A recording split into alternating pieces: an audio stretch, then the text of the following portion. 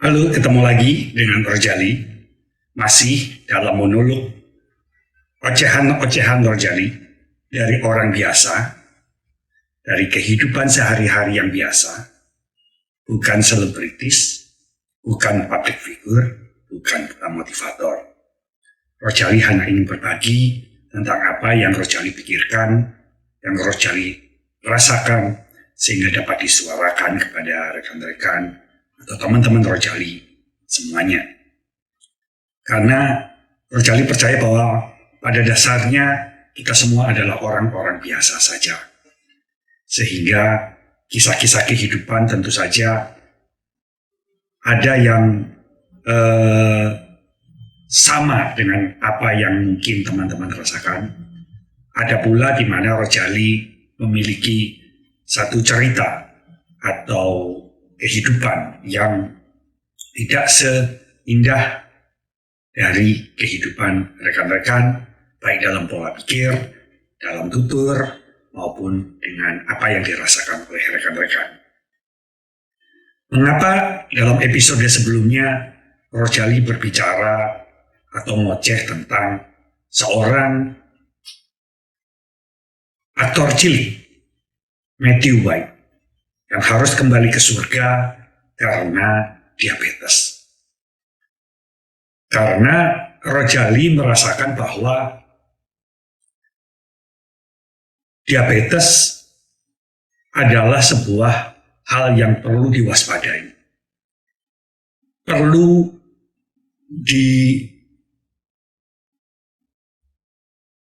dikontrol agar kita dapat dalam sebuah keadaan di mana kehidupan kita itu cukup layak. Dan kalau dihubungkan dengan beberapa episode sebelumnya, di mana Rojali banyak berbicara tentang stres, maka hubungannya adalah stres memang dapat memicu diabetes. Nah, kalau dihubungkan lagi dengan yang sebelumnya, Rojali banyak bicara tentang ketenagakerjaan, kegundahan karyawan, karena Rojali juga merasakan hal itu. Dan semoga bila ada nantinya hal-hal yang perlu dibagikan, jangan ragu-ragu, jangan segan-segan, untuk rekan-rekan sekalian juga sharing mengenai kehidupan-kehidupan dalam keseharian, baik sebagai karyawan, sebagai orang tua, sebagai anak muda, ataupun sebagai manusia tentunya. Kali ini Rojali ingin ngoceh tentang kekaryawanan lagi. Masih dalam konteks besar kesehatan mental manusia.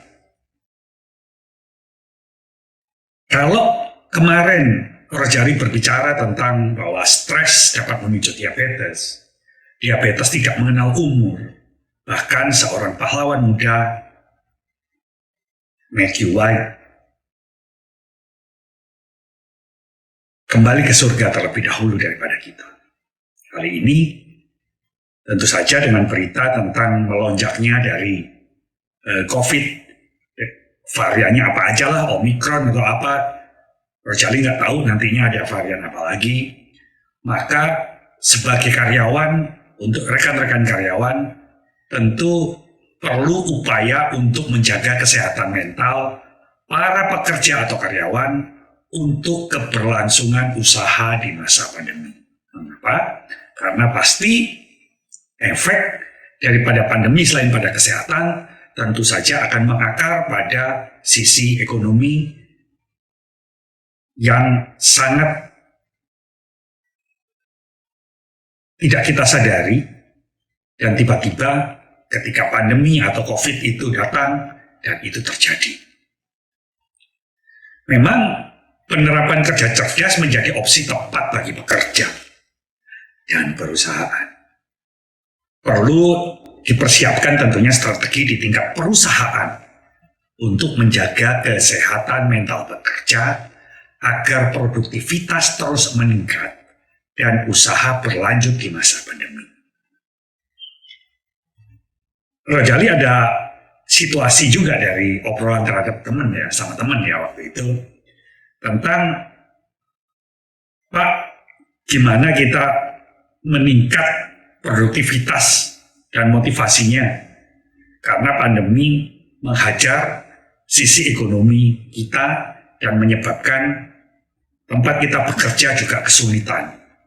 Jadi yang sulit bukan karyawan aja, tapi perusahaan juga punya kesulitannya sendiri. Sehingga banyak hal yang dilakukan oleh para pengusaha dalam rangka untuk tetap produktivitas dan bertahan. Tetapi di sisi lain mungkin kepentingannya agak sedikit berbeda dengan para pekerja dan karyawan. Sudah lama juga ya. Jadi sejak ditetapkan sebagai pandemi pada sekitar Maret tahun 2020, pagebluk COVID ini membawa dampak negatif lebih dari 31 juta pekerja Indonesia. Mungkin lebih, mungkin kurang ya. Selain berbagai permasalahan ekonomi yang mengakibatkan penutupan usaha, pengurangan pekerja, pandemi juga berimbas pada peningkatan kasus kekerasan di dalam rumah tangga dan terganggunya kesehatan mental pekerja. Kemarin Rojali nonton berita di televisi ketika ada seorang ASN melempar bom molotov karena kekecewaannya. Ada lagi yang membakar tempat kerjanya atau apa gitu kalau nggak salah. Artinya bahwa tingkat stres ini sudah sedemikian tinggi. Ingat, stres akan memicu diabetes. Stres adalah sebuah pertanda di mana kesehatan mental tidak terjaga. Jadi sempat juga Rojali baca Tempo ya, yang menemukan dalam surveinya sebanyak 72,4% dari 2.700 pembacanya yang mengikuti survei mengaku mengalami gangguan kesehatan mental. Ini juga sejalan dengan temuan dari Ipsos dan Forum Ekonomi Dunia yang mendata 13.000 pekerja di 28 negara mengalami gangguan mental akibat rentannya keamanan kerja dan perubahan rutinitas.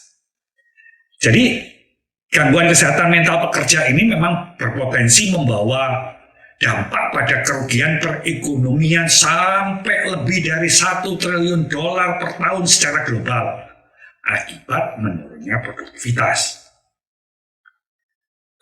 Rojali belum cari yang di Indonesia, tapi pasti ketemu juga. Teman-teman boleh cari. Di Swiss, pandemi meningkat. Masalah biaya, masalah work-related stress. Jadi stres yang berakibat, stres yang dipengaruhi dari hubungan pekerjaan yang dialami oleh orang itu di masa pandemi.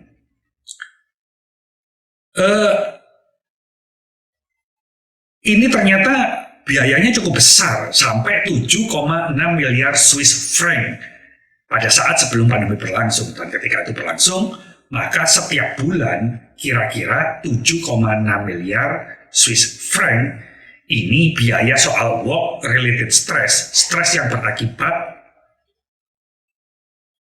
tepatnya terakibat dari hubungan pekerjaan itu, memang mengakibatkan sebuah kerugian. Tren, ngomong tren lagi, gak enak nih ngomongnya. Tren kenaikan gangguan kesehatan mental di masa pandemi tentu saja menjadi titik fokus dari berbagai forum-forum, baik secara ilmiah maupun secara sosial ya. Nah ini di Indonesia. Di Kementerian Kesehatan mencatat bahwa pada tahun 2020 ya, ada 18.000 orang mengalami gangguan jiwa. Bukan masalah gangguan kesehatan mental lagi, tapi 18.000 orang mengalami gangguan jiwa. 23.000 depresi, sebetulnya 23.001 tambah Rojali ya. Dan 1.163 percobaan bunuh diri. Ada yang kena pinjol, ada yang kena PHK, dan macam-macam. Untuk itu, teman-teman, pemerintah telah menyediakan sebetulnya layanan kesehatan jarak jauh atau telemedicine melalui aplikasi Sehat Jiwa. Sampai sini dulu, teman-teman ada yang tahu nggak mengenai hal ini?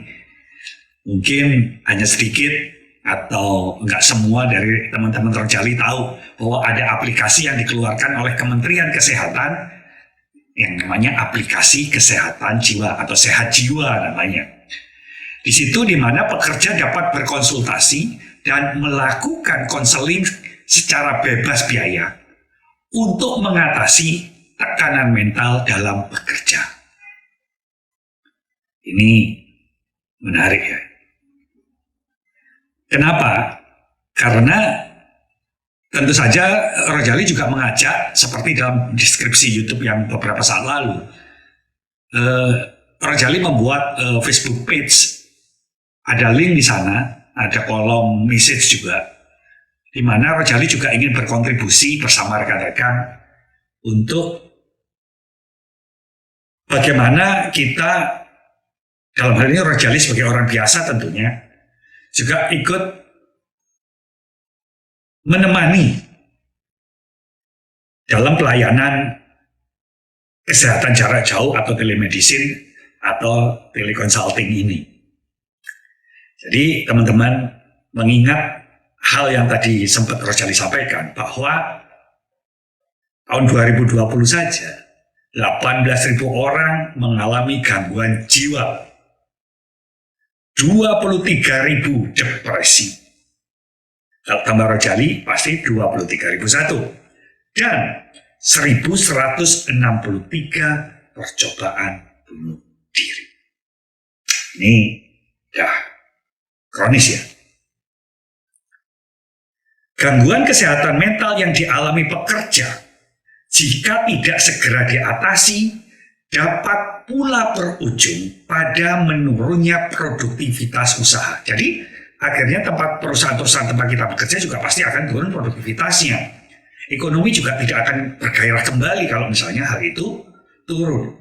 Ini tentunya akan menjadi ancaman bagi upaya pemerintah yang tengah gencar memulihkan ekonomi dan kesehatan. Perlu ditekankan pentingnya upaya mengenali gangguan mental yang disebabkan oleh faktor psikologis dan emosional. Tanda-tanda yang dapat diamati adalah munculnya gejala psikosomasis. Apa sih gejala psikosomasis itu?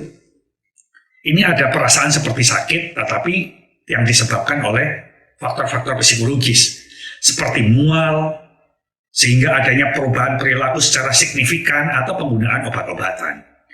Misalnya, Rojali pasti juga mual-mual gitu kalau menghadapi pekerjaan-pekerjaan yang disodorkan oleh perusahaan. Tapi pada saat itu Rojali juga dalam kondisi off misalnya.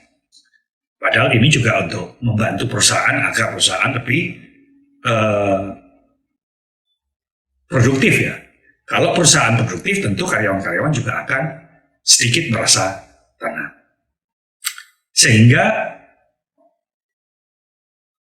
pekerja atau karyawan yang ingin tetap menjaga life balance-nya, yang ingin menjaga keseimbangan kehidupan pribadi di tengah pekerjaan dan di tengah pandemi ini, perlu membuka komunikasi yang terbuka, baik dengan keluarga maupun perusahaan. Nah, kalau Rojali masih terbuka buat istri, karena istri kebetulan sangat terbuka sekali dan mendukung sekali dan memahami apa yang Rojali sampaikan. Tapi kalau ke perusahaan, Rojali belum berani karena nggak tahu nantinya ada solusinya atau tidak.